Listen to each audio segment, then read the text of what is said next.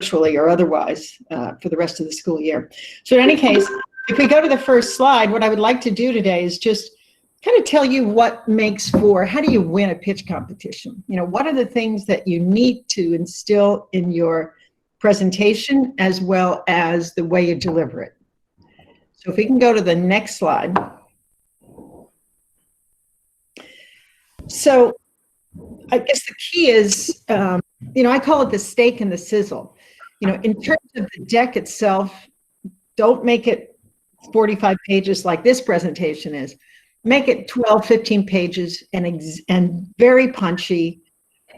Show someone that you've really thought this through, that you are authentic, that you understand your subject matter, why you created this company, and obviously, you know, the entire essence of your company is what problem did you see? Who are you? How did you know the problem existed? And then how did you solve it? Who are you that could possibly know the solution? And you have to convince the listener, that be it a judge or a VC, how you came up with a solution. Who are you? What gave you the insight and the skill to create a solution? So we call that the steak. And of course, the sizzle part is now you have to stand on your feet and communicate your deck in a way that is appealing, right? And it takes a lot of practice. Again, standing in front of the mirror, standing in front of your friends, your mother, your professor, but practice, practice, practice. And so I'm going to go, we're going to zip through this. And I wish I had control of the deck because I have so many slides and I'm going to skip through them. But we're going to do a fast presentation. And then as I understand it, after about 10 minutes, I'll open it up to Q&A, right? Right. Let's go to the next slide, please. So, you know, I don't want to go through this too much, but I assume that you're all in college. So at the college level, you have to convince someone that you're possibly at an MVP level, or you've created your product. You may even be selling your product, right? Depending on who you are. And we're not going to go into number 2 because those are companies that have raised a seed round and maybe on their way to an A round. Next slide, please. Okay, so as I said, a crisp, good pitch deck and effectively communicate. We've been through that. The next slide. The next slide. Okay, we got into that. Next slide. I just do this so as talking points. Right, so we talked about sizzle, be engaging, be authentic, be enthusiastic. Don't read from the deck. It bores people to death. Stand on your feet and say, I am so excited to tell you my story, and people will listen. Next, please. Yeah, next, please.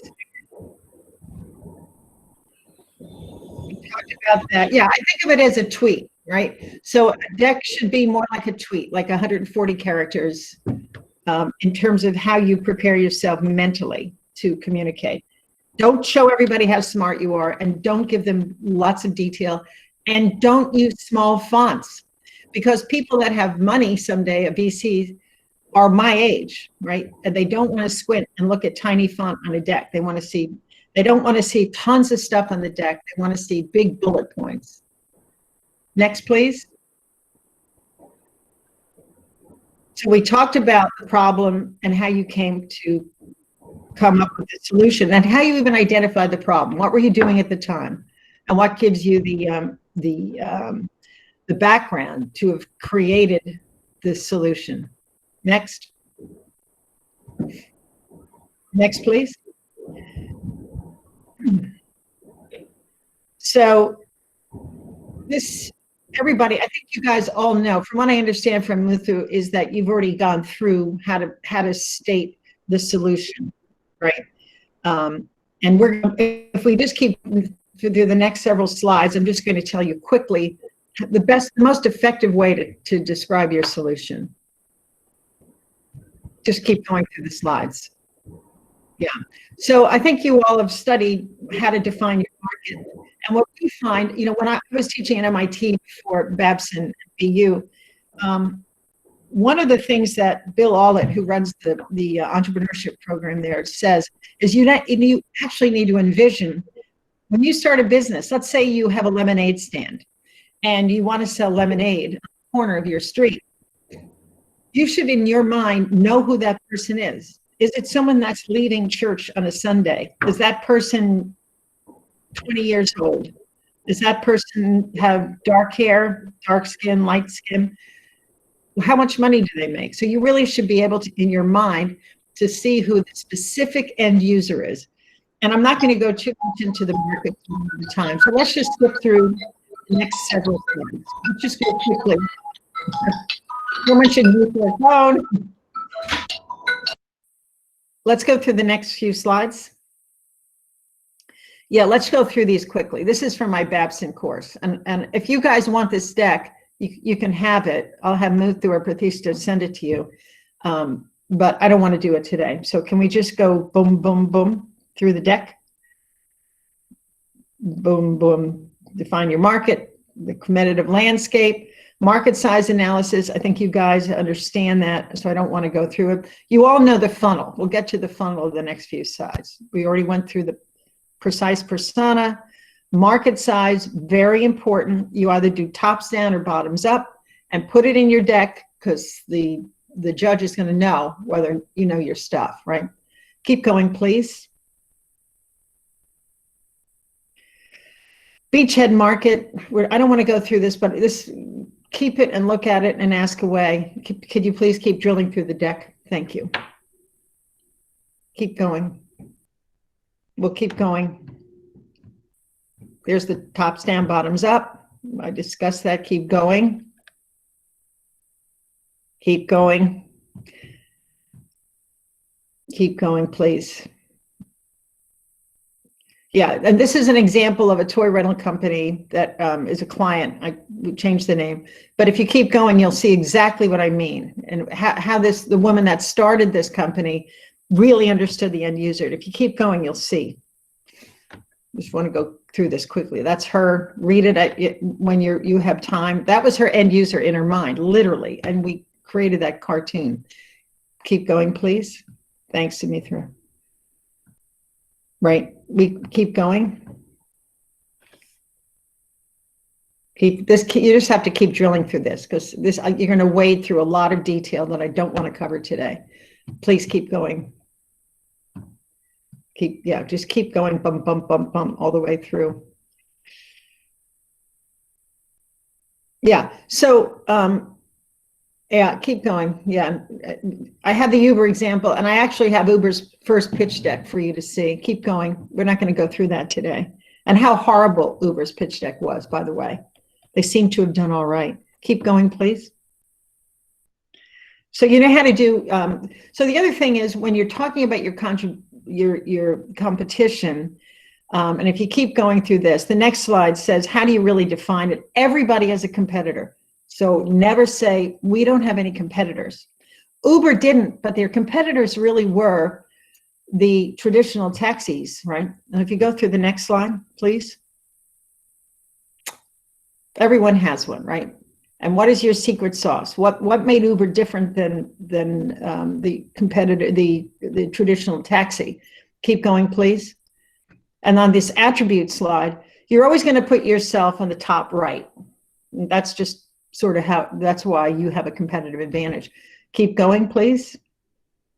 There you are. Keep going.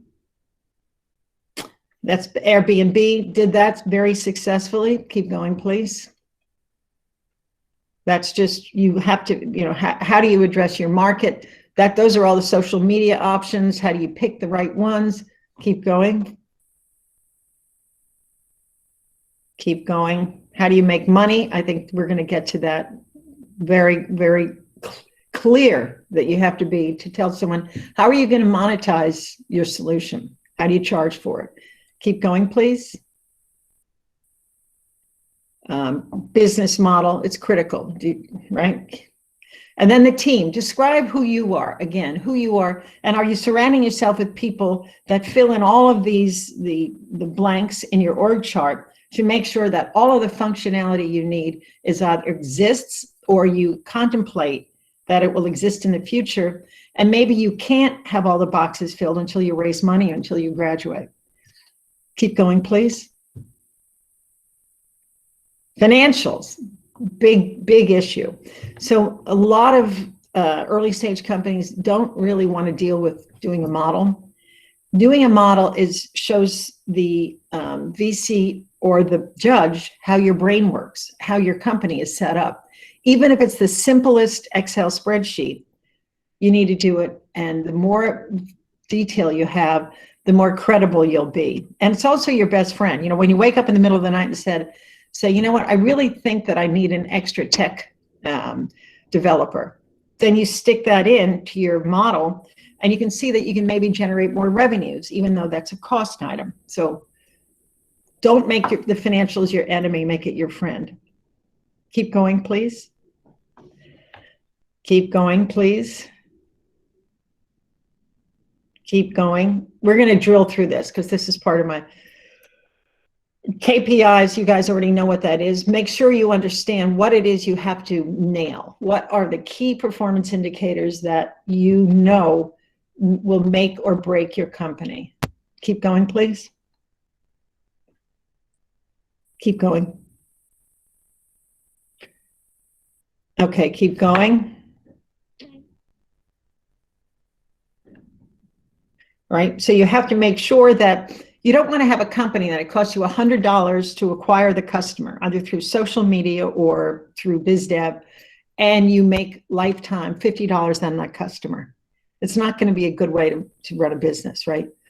So you have to demonstrate that your cost of acquisition will pay off over 1, 2, 3 years, or hopefully even more quickly. Please keep going.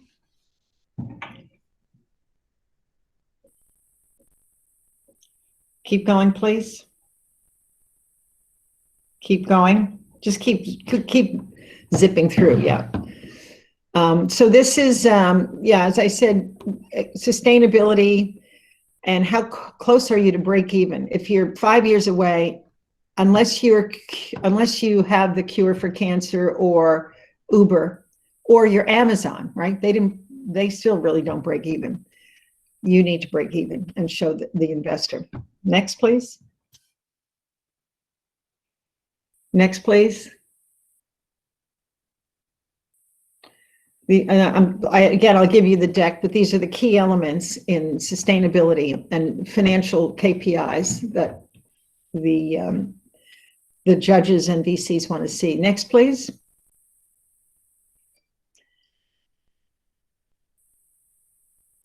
We already talked about this. You guys are probably more in the freshman, sophomore range, which is how I've tailored this presentation. Next, please.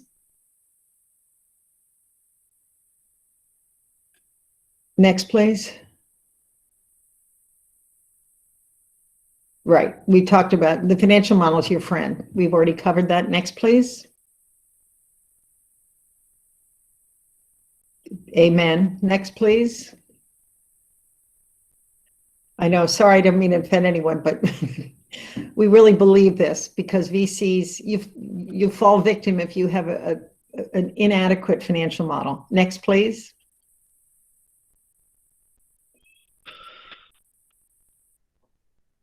And this is really, should be the end of the presentation.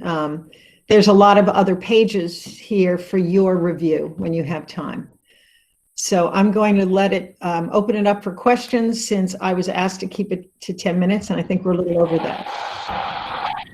Thank you, Barbara, for quickly taking us through the how to prepare a pitch deck. We can certainly share this with our audience. You can just reach out to us if you guys would like to access the pitch deck. Let's move to the Q&A session. We have a question from Yana Krishnan. You can start. I request all the participants to post their questions in the chat box and you will take it in the sequential order. And you can unmute and ask the question yourself. Mr. Gyana Krishnan, please go ahead and ask your question, please. Yeah, good evening. Hi, Gyana. Nice Hello. to meet you. Hi. Are you able to hear me? I can hear you perfectly. Yeah, I just want to know how do you structure a winning pitch deck and how long a pitch deck should be? Ideally. Right. So as I said, I think the right number is something like 12 to 15 slides. And what you have to jam in there, as you'll see in the deck when you get a chance to wade through it, you want to clearly, the first page is your title page, but the first page of the deck, the second page, should be a big, big, big announcement that there is a big problem that no one has adequately solved. And then you're going to talk about your solution. You're going to talk about how it works. What's the secret sauce? Is it technology? Is it a patent that you've come up with? Is it an idea that no one's previously thought of? And what does it take to solve that, right? Who is that? How do you define your market, your business model, your team, your financial model?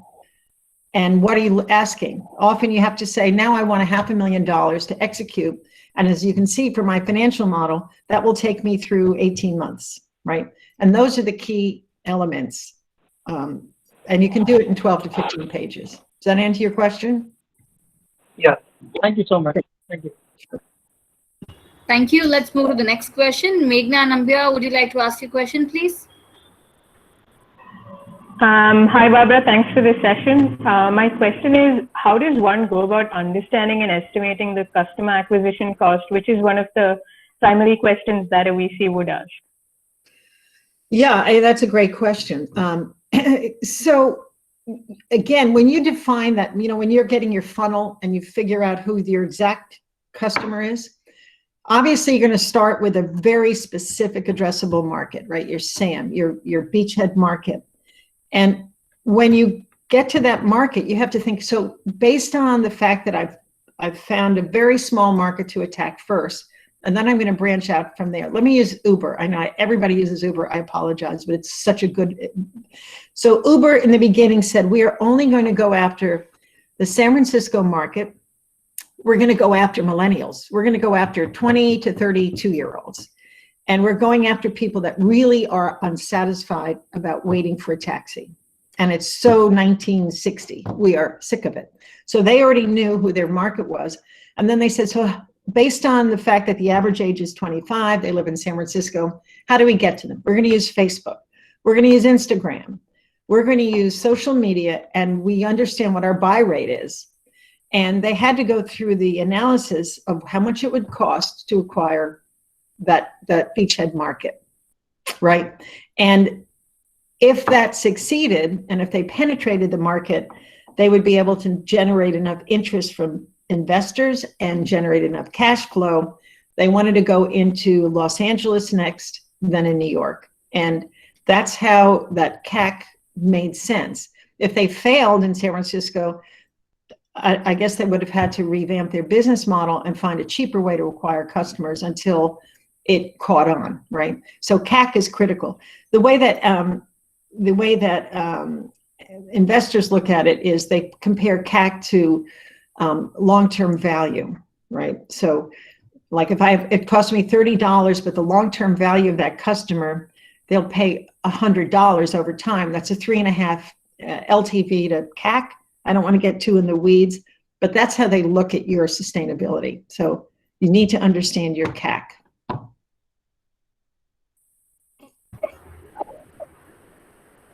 Thank you. Audience requesting you to kindly post your questions in the chat box, and this will help us facilitate the session.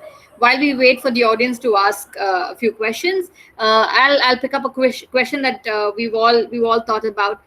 So we all know what is supposed to be spoken while you're pitching. Like a lot of do's are always given by investors, but Barbara, what do you think are some of the don'ts that the startup should avoid while pitching? Some things that investors do not need to know, or it's not required, or it's a complete no-no while pitching.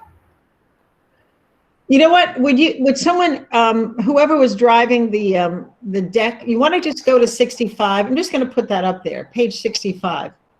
Okay. And page 64 and 65. Just do 64 and 65. I'll show you the big no-nos. Okay.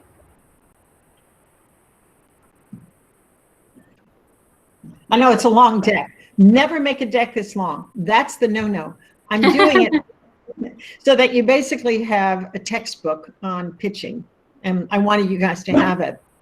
But 64 and 65, I did a lot of examples of not what to do. Right. Sumitra, can you quickly go to 64, 65? Go to 64 first, yeah.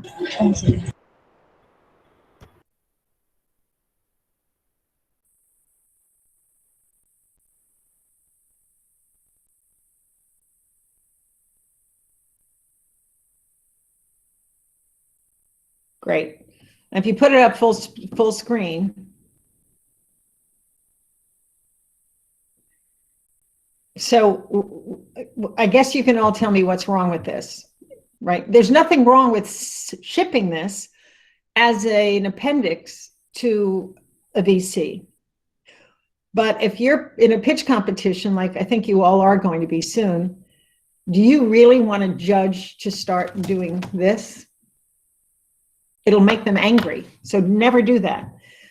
If you should show some of your key financials, and just a few so that they're big, maybe revenues over 3 years and burn rate, right? And time to profitability. If you go to the next slide, that's another one where, I don't know why it's not coming up full screen, but it's one of these slides that the founder of the company completely understood, but he or she didn't bother to figure out if the outside world understood this. It just makes your head spin. I have no idea what they're talking about. And also it's annoying. So nobody wants to have to hurt their head.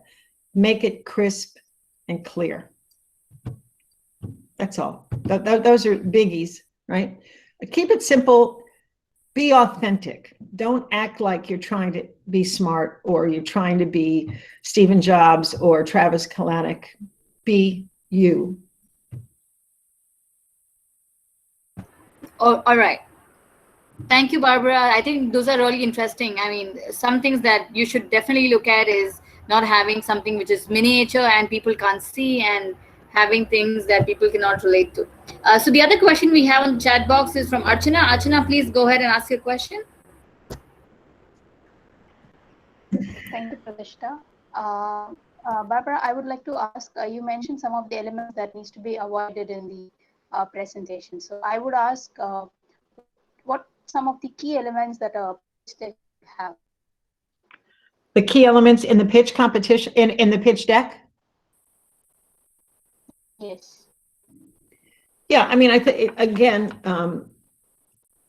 just the basics, just you want to make sure that you tell the world in an authentic, honest way and slowly. By the way, women, I have done this myself, talk way too quickly. So everybody, and you guys out there, everybody should slow it down and be somewhat authoritative. I don't think there's enough lemonade stands on the street in wherever you, Mumbai. And we've been looking for lemonade every Sunday morning after church, and there's no lemonade stands. And that's a problem because people are very thirsty when they get out of church. This is a bizarre example, but it will illustrate what I mean. And I realized that if I set up a lemonade stand, or maybe even a food truck, I would satisfy this yawning demand that people want food and drink because there's nothing there. And I created this food truck and lemonade to satisfy a major demand. And I also have done it before, and I will do it here. I will do it in this specific neighborhood in Mumbai. So that you've stated the problem and a solution. And now you're going to go through the deck and tell people exactly what your product is, who that market is, that you understand exactly who the end user is, how to charge for it, how to get the consumer, and all the elements that we just described. So I would advise you to read through the deck because it really does give you, we didn't go through the millionth slide, but this deck will take you through how to create all of the elements in the deck that will make it a complete and A+, 100% good deck. You'll nail the steak, and then you just have to worry about the sizzle. Yes, thank you. We will share it with all the participants who've shared the emails. We have a question from Atul. Atul, please go ahead with your question. Hi, Barbara. Thank you for wonderful insights. Hi, I would like to know that we are a startup and we are developing our MVP, and we will be ready with MVP in 2 or 3 quarters. In our pitch deck, how do we emphasize financials and how authenticated we would be, because there will be a lot of assumptions, and how should we go about? Right. So in the deck, as I said, you don't want too much detail. You want to give the listener, the VC, let's just say, you want to give the VC the sense that you have a fully baked financial model and you've excerpted the key elements, right? So you want to show them that you understand how you're going to price it, right? You understand a business model and a revenue model. And you understand that you're not just there to show the world that you have a great product. You're there to generate income, unless you're not for profit. And you're going to show them that you have costs, you price the model and are selling it in a way that will generate cash flow in a reasonable amount of time. And also that you understand how to acquire that customer and bolt it into your model, right? You'll show how much you're spending on Facebook and Twitter and whatever other media or business acquisition costs, right? But you just want to do, again, you don't want small fonts, as Prathista just reminded you. You want just the big, bold strokes. And there are examples of that in the deck of a summary financial model, right? And then you also can say, if I'm raising $500,000, how am I going to use it? Well, I'm going to spend $200,000 with a great biz dev person who is going to acquire most of my customers, because I really don't, that's not what you do. Maybe you want biz dev. And then the other $300,000 are to build your tech stack and have an office. Remember the days when we had offices? But there was something very, very big, bold, large font highlights of your financials. Okay, thanks. Sure. And by the way, if I don't answer your question and you still don't understand it, please ask me more. And also, I'd love to hear more about your individual businesses if you want to talk about them. Yes. We have another question on similar lines. Praveen, please go ahead and ask your question. Yeah, thank you, Visha. Hi, Barbara. So, yeah, this is almost a follow-up question of Mr. Atul. So, we being an early stage startup, so we require a couple of quarters to actually start selling. So actually, we just started our company, and yeah, we kind of face challenge in the financial section of our pitch deck. We have the number of customers data that we can find it at Google, but how can we project? Convert them into financials. So usually, mentors ask us to convert these potential customers and turn them into financial data. But how should we actually go about this? Should we project that in the charts or graphs, or how should it go about? So let me make sure I understand the question. So you've defined who your customers are. Yeah. You've figured out how to go about acquiring them. And now you want to reflect that cost of acquiring them and maybe the sales cycle, how long it will take to acquire them. Tell me exactly what you want. Yeah. So that's exactly. So we have the data of the potential customer data. So how can we reflect them in the financials? So how much revenue will we generate in a year or so? So yeah, how should we take it? Yeah, no, you just, now I get it. So you see, you have to make an assumption as to how successful you'll be at acquiring the customers. And you're always going to be wrong, right? So let's just say that you Praveen, see that you have 100 customers, maybe in the United States, and that you know are a perfect target market, and it's going to cost you $1,000 to acquire 10% of them. So that'll be your assumption. And as time goes by, you're going to figure out how successful and compelling your product is.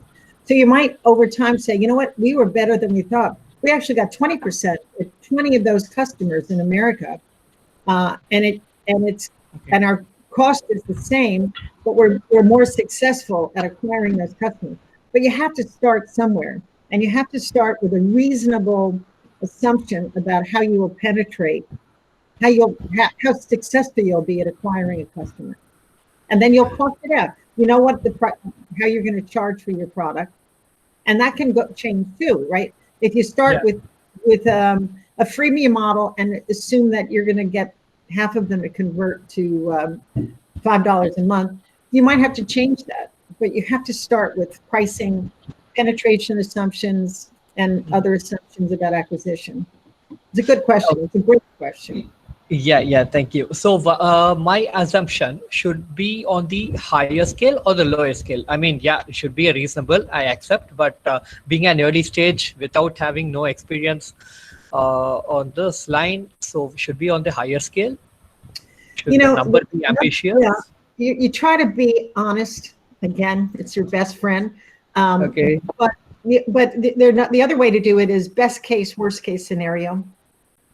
Okay. Some businesses lend themselves to doing best case, worst case. And that way you have more credibility. If someone gave you money, even if it's your uncle or your friend, you want to be sure that you're honest and say, you know, we think we can get 20% penetration, but if things are really bad, we'll get 5%.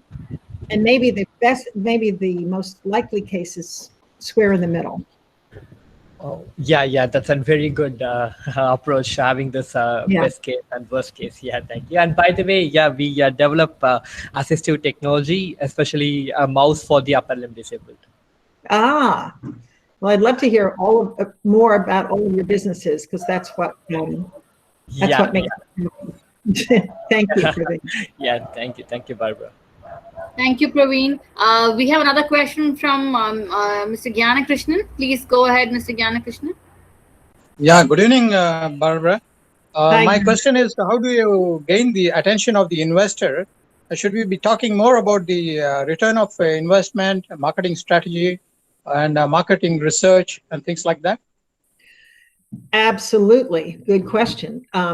So what we do is, again, you want to communicate that you have done a lot of research, that you really understand what you're talking about. You don't want to throw it up all on a page and make everybody dizzy trying to see all of your market research. But you should say that you should be able to communicate that you understand who the market is and how they're served today. And again, as I was saying before to Praveen, why your product or service is better than what's out there, right? With that attribute chart, and why you're going to penetrate it more so than your competition today. And therefore that will lead to, and we've researched the pricing. We know that our price is right. We know that the best way to get to that target market is through, I don't know, maybe TV ads, maybe something untraditional, right? But you're going to show the VC exactly how you got to your conclusion in a very succinct way, but that's credible. That will make that person with the money say, this woman or this man really knows what they're doing. They know their market. They've done the research. Yeah, should we also be emphasizing that this is the right time to do the investment? Yeah, I mean, well, listen, we're living in COVID, so nobody knows if it's the right time, unless you're doing food delivery, right? Or you own Zoom. There are some businesses that are thriving, but in terms of the right time, I think you can make a case. Just show that you've done the research and people are ready for this, right? And demonstrate why you know they're ready for the product. Did I answer your question? Yeah, thank you. Thank you so much, Barbara. Thank you for the insight. Okay. Thank you. I see. Next question is from Sumitra. Sumitra? Yes, very well. Thank you so much. Thank you, Mr. Gyanakrishnan. Next question is from Sumitra. Sumitra, please go ahead. So my question is for early stage startups. Since startups don't know how to do, so how long should be a pitch deck presentation? How the early stage startups can split the duration for each segment in their deck? So if they need to do 5 minutes, means how they can split 5 minutes? I mean, so that if you have a time, if someone says you have 5 minutes to pitch me, how should you spend the 5 minutes? Yes, ma'am. Yes. Yeah, great question. That is a great question. So all of these pitch competitions I do everybody has different requirements. Some of them are literally elevator pitches that are 1 minute, which is really hard. And then some of them, the one I just did in LA was, they had 6 minutes, which is a long time. So you can do, and you said 5 minutes. Again, you don't want to talk as fast as you can to get through 13 slides and everything that's on them, right? Because it's annoying. It's like when anyone talks to you too quickly, it gives you a headache. You want to rehearse. So you think, well, what are the most important things that I can get into a 5 minute pitch? You're not going to be able to do too much detail, but 5 minutes is a lot, actually. So you're going to be able to, again, state those key elements that we said, take it from in this passionate, authentic 30 seconds or a whole minute on this problem, and make the audience really understand that, gee, I didn't know that problem existed, or I didn't know it was so bad, or I never heard of this problem. And then you're going to look them in the eye and say, that was my epiphany moment. That was my aha moment. And that's how I created.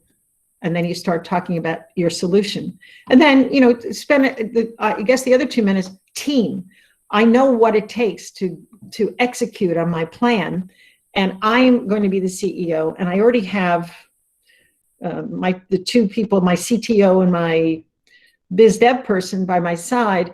And we understand that it's going to take $200,000 for us to get through the first phase of our business. Okay, and that way you've said enough, and you mention your competition a bit, but just say the key elements that will convince the audience, the judge or the VC, that you understand. I think it was Ganam's point, that you understand, you've done the research and you understand what it takes to get this product to market. So you have to gauge. If you're 1 minute, you're not going to be able to do all of that. You've got to pick and choose what will convince the listener that you have something special. There's no science to it. It's really kind of knowing the audience and knowing the kind of business you have and what makes it special. Thank you. You're welcome, Stephen. Next question, Mr. Muthukrishnan, please go ahead. So let me assume that a startup is in a stage of making a pitch deck. At that stage, whether the startup should have a conceptual idea or it should have developed a product at that time. This is my question. Yeah, I mean, it depends. Again, that's why I showed freshmen, sophomore, junior, and seniors, which is in America how we look at high school, first year, second year, third year, fourth year. First year, right, you're creating an MVP. And, everybody is in a different stage. Some are much better formed than others. If you're in a pitch competition, just be honest and just say, we know that we're onto something big, but be honest, tell them where you are in the process, and that you understand how much work you have to do to have the MVP and then the final product and what it takes to get there. Just be authentic and honest. But everybody's in a different stage. I wouldn't be concerned about it. Just be honest. Thank you. Thank you. Next question is from Mohammad Akbar Khan. Please go ahead, Mohammad. Can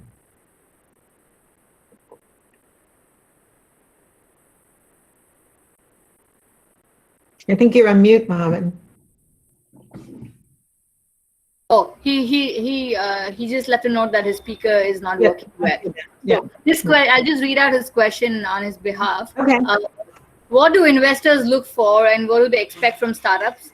And he's looking for some marketing strategy tips on what would make a good marketing strategy. So investors want to see that you are a woman or a man of your word. So if you say, let's go to the toy company. I'm going to sell a box of toys every month, and I already know who my user is. Now I need to, figure out how to reach my customers in a cost-effective way. So you're just going to spell out what you have to do to get to the finish line, right? So investors want to see that you have to convince them that you have a product and a solution to a real problem, and that you have a pricing methodology and a way to reach the end user that makes sense, both common sense as well as financial sense. So you have to communicate that very effectively and convince the person with money or the judge that you are the person that can deliver on that, and you have a really sane go-to-market strategy. Did I answer your question, Mohammed? I guess you can't answer because your speaker doesn't work. Yeah, I think that answers his question. Thank you. Okay. We have one more question from Mr. Gyanakrishnan. Please go ahead, Mr. Gyanakrishnan. Yeah, I just wanted to know what are the success and risk metrics measured by the investor? Yes, good question. Every VC that I speak to, mostly men, say, we only invest if we can get to 6x in 3 years or 10x, right? So in 3 years ago, everyone said we need a unicorn or we don't invest. So that kind of is not true anymore. And so they want, let's say, 7x is the average. So if they invest $1 million, they want to be able to get out of your investment in 3 years, and someone will pay them $7 million for their share of your company, right? So in order to get to that multiple, you have to grow quickly. So if your valuation started at $10 million when the investor came in, they own 1 million or 10% of your company. For them to get to 7 million, your company has to be worth $70 million. So you're going to get from 10 to $70 million in value in 3 years. Well, how do you do that? Well, that's what investors want. They want to have big returns, unless it's a B Corp, unless it's something that is a socially responsible investment, and they're just happy that they have a small return, right? But most investors want to see these 5, 7, 10x returns in a reasonably short period of time. So you have to create a financial model and use of proceeds, a cash flow model to show that you can really ramp this company and get them those returns that they normally would expect. Did I answer your question, Ganana? Yeah. Thank you so much, Barbara, for the insight. Thank you. Thank you. Right. So we're coming to the close of today's Ask Me Anything series. Before we wrap up today's session, we'll hear from the speaker one last time on what would be your advice for all the budding entrepreneurs while they are actually preparing their pitch deck. Believe in yourself. There's a reason that you're here. Even if you think, a lot of college pitch competitions that I do, I would say half of them probably are going to do something else, at least in America. They're going to do something else when they got out. And the other half really are going to stick with it and make this company go somewhere. 90% of companies fail. And it's not because the product isn't good, but because they didn't raise the right amount of money or their model was off. Believe in yourself. I think you're all pretty smart from what I understand from Muthu and Pratishta. All of you are smart. Take a deep breath and really try to, before you do the pitch deck, just go through it in your mind, like, why did I choose this? And just do more research, get to a point where you really can speak calmly and with authority that you identified a problem that's real, and that you are clever and you have a solution that everybody should hear about, and speak with confidence that you have the right solution. And if you drill through all of those elements that we covered today, in terms of convincing that you understand the market, you're going to do a bottoms-up analysis of how do I get to my beachhead user? How much does it cost? How do I charge? And don't throw too much of it into your pitch. Just be authentic and speak with confidence and authority. And you can only do that if you keep rehearsing. Get your roommate, get your friend, get your parent, get your uncle or aunt to listen to your pitch. Get Muthu to listen. He's a very good listener. I know him. Just practice and then stand up on your 2 feet and say, I'm just going to go for it. That's my advice. Thank you. That's a great advice. I think we've heard this from you also earlier, and this really works.